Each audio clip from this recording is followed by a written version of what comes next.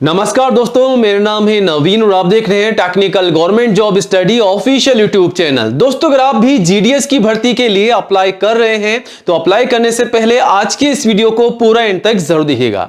जी हां दोस्तों, पिछले साल जब ये भर्ती निकाली गई थी उस वक्त काफी सारे कैंडिडेट्स के फॉर्म जो है रिजेक्ट हुए थे एक छोटी सी गलती के कारण।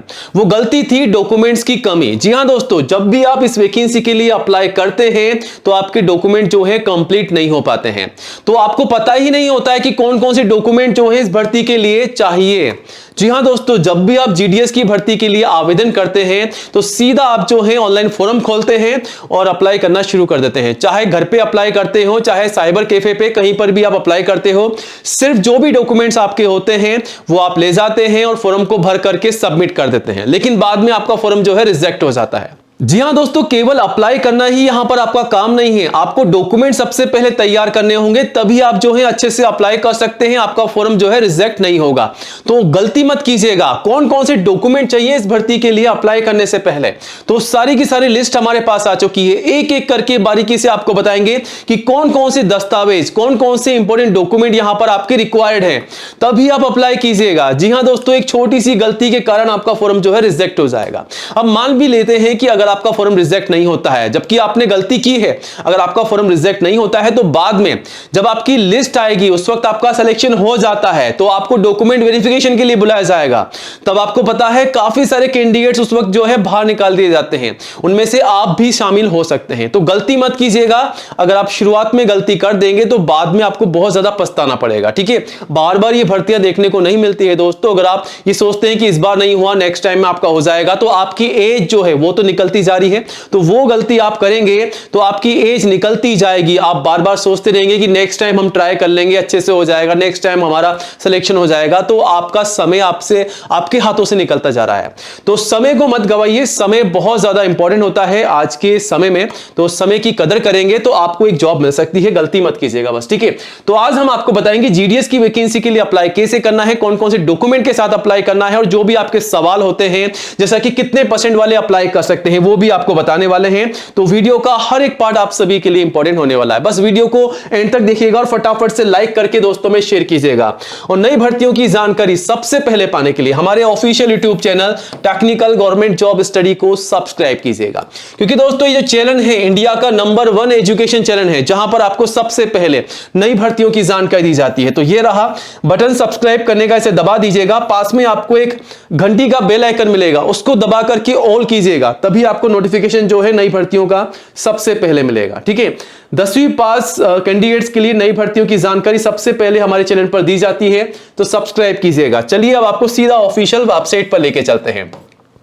दोस्तों, टेक्निकल गवर्नमेंट जॉब स्टडी.com ये हमारी नई ऑफिशियल वेबसाइट है और यहां पर आपको सबसे पहले नई भर्तियों की जानकारी दी जाती है। जीडीएस की भर्ती की जानकारी भी आप यहां से ले सकते हैं। जैसा कि आप देख सकते हैं, इस भर्ती की पूरी जानकारी हमने आपको हमारी वेबसाइट पर दी गई है और 21,413 पदों पर, जैसा कि आप सभी को पता ही होगा, ये बंपर वैकेंसी आ चुकी है जिसके आवेदन ऑनलाइन मांगे जा रहे हैं। ग्रामीण डाक सेवक जीडीएस के अलावा बीपीएम और एपीपीएम की भर्ती भी यहां पर शामिल की गई है। ऑल इंडिया की भर्ती है, मेल फीमेल सभी कैंडिडेट्स के लिए। ठीक है, केवल 10वीं पास कैंडिडेट्स अप्लाई कर सकते हैं। 18 से 40 साल तक की एज आपकी रखी गई है और केवल जनरल ओबीसी के कैंडिडेट से 100 रुपए की फीस ली जा रही है। बाकी एससी एसटी पीडब्ल्यूडी के लिए बिल्कुल फ्री है और सिलेक्शन के प्रोसेस में आपका कोई भी एग्जाम नहीं होगा, सिर्फ आपको अप्लाई करना है। तो अच्छे से अप्लाई कीजिएगा, एग्जाम तो आपका होने वाला है ही नहीं है। ठीक है, अब यहां पर कौन कौन से डॉक्यूमेंट के साथ आपको अप्लाई करना है, तो सबसे इंपॉर्टेंट बात पर आपको ध्यान रखना है कि यहां पर जो डॉक्यूमेंट की लिस्ट है उसमें सबसे पहले आपकी फोटोग्राफ चाहिए पासपोर्ट साइज की, कम से कम आपको 4 रखनी होगी संभाल के, और मैक्सिमम आप जो है 20 अपने पास संभाल कर रख सकते हैं, क्योंकि अप्लाई करते समय फोटोग्राफ आप जो लगा रहे हैं वही फोटोग्राफ आपको जब तक ज्वाइनिंग नहीं मिल जाती है वही आपको संभाल कर रखनी है। ठीक है, अगर आपने गलती से इधर उधर कर दी तो बाद में आपको दिक्कत आ सकती है। ठीक है, तो जो फोटोग्राफ आप यहां पर शुरुआत फॉर्म में लगा रहे हैं वही फोटोग्राफ जो है आपसे लास्ट में ज्वाइनिंग के समय आपसे मांगी जाएगी, डॉक्यूमेंट वेरिफिकेशन के समय आपसे मांगी जाएगी। जाएगी। और जो अप्लाई करते हैं आप, जो फॉर्म सबमिट करते हैं, उसका प्रिंट आउट भी आपको जमा कराना होगा। ध्यान रखिएगा, सिग्नेचर आपको करने हैं बिल्कुल साफ सुथरे होने चाहिए, आधार कार्ड आपका अपडेट होना चाहिए, आपका मोबाइल नंबर खुद का होना चाहिए, ईमेल आईडी खुद का होना चाहिए, क्योंकि बार बार आपको यहां पर कोई भी घर में कॉल लेटर वगैरह नहीं आएगा। ठीक है, आप ध्यान रखिएगा, यहां पर सिर्फ आपके पास मैसेज आएगा, उस मैसेज को चेक करना है, ऑनलाइन ही आपका स्टेटस पता चल जाएगा। ठीक है, कि फॉर्म एक्सेप्ट हुआ है या रिजेक्ट हुआ है। ठीक है, तो उस चीज को जांचने के लिए आपका मोबाइल नंबर खुद का होना चाहिए, ईमेल आईडी भी खुद का होना चाहिए। बाकी एजुकेशन के सभी सर्टिफिकेट, जो भी मार्कशीट है, वो सब आपको लगानी है। कास्ट सर्टिफिकेट, अगर आप SC ST या OBC के कैंडिडेट्स हैं तो आपका जो सेंट्रल का जाति का प्रमाण पत्र है दोस्तों, वो आपको लगाना होगा। और जिस स्टेट से आप अप्लाई कर रहे हैं उसका डोमिसाइल सर्टिफिकेट भी आप लगा सकते हैं। ठीक है, अब यहां पर एक सवाल आपका बार बार पूछा जाता है कि सर अगर हम मान लीजिए राजस्थान में रहते हैं, अगर हम राजस्थान में रहते हैं तो क्या हम पंजाब के लिए अप्लाई कर सकते हैं?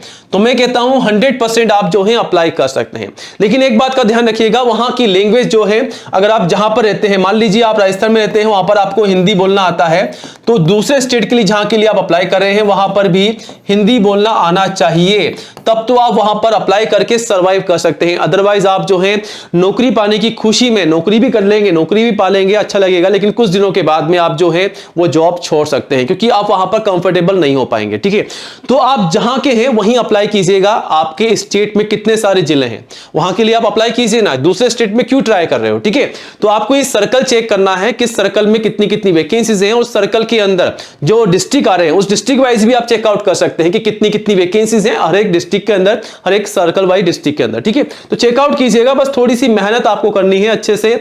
आपको पिछला कट ऑफ भी चेक कर सकते हैं, आपकी पिछली बार जो कट ऑफ गया था कितना गया था, तो हम अप्लाई कर सकते हैं, हमारा सिलेक्शन होगा या नहीं होगा। ठीक है, और एक और सवाल बार बार आपसे पूछा जाता है कि सर हमारे 40% मार्क्स हैं तो क्या हमारा सिलेक्शन होगा, हमारा 50% मार्क्स हैं तो क्या हमारा सिलेक्शन होगा, हमारा 60% मार्क्स हैं तो क्या हमारा सिलेक्शन होगा।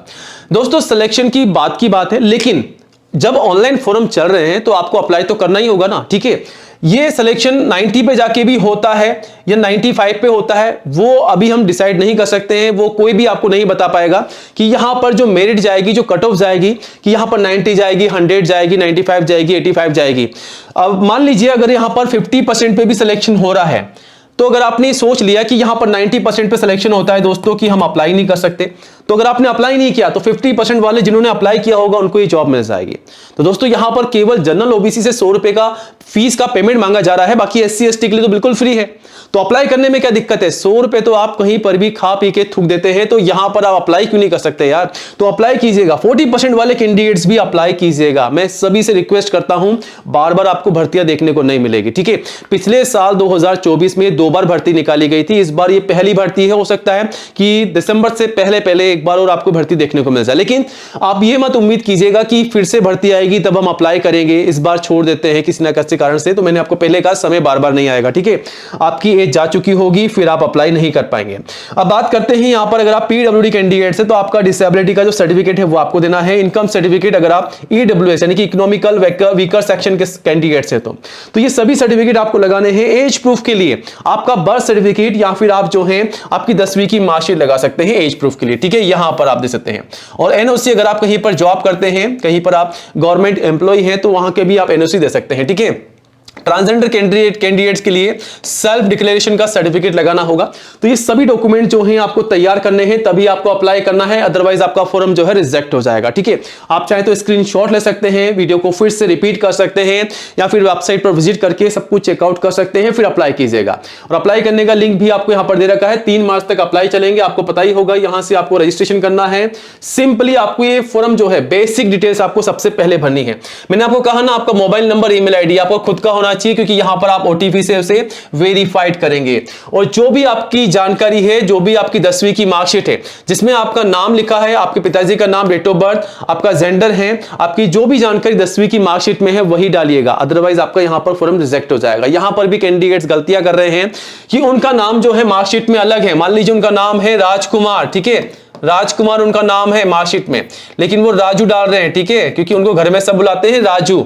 तो ये गलती करने से आपका फॉर्म तो रिजेक्ट हो रहा ही है। अगर आप रिजेक्ट भी नहीं होगा तो बाद में डॉक्यूमेंट वेरिफिकेशन के समय आप जब डॉक्यूमेंट दिखाएंगे तो राजू का प्रूफ कहां से लेकर आएंगे दोस्तों?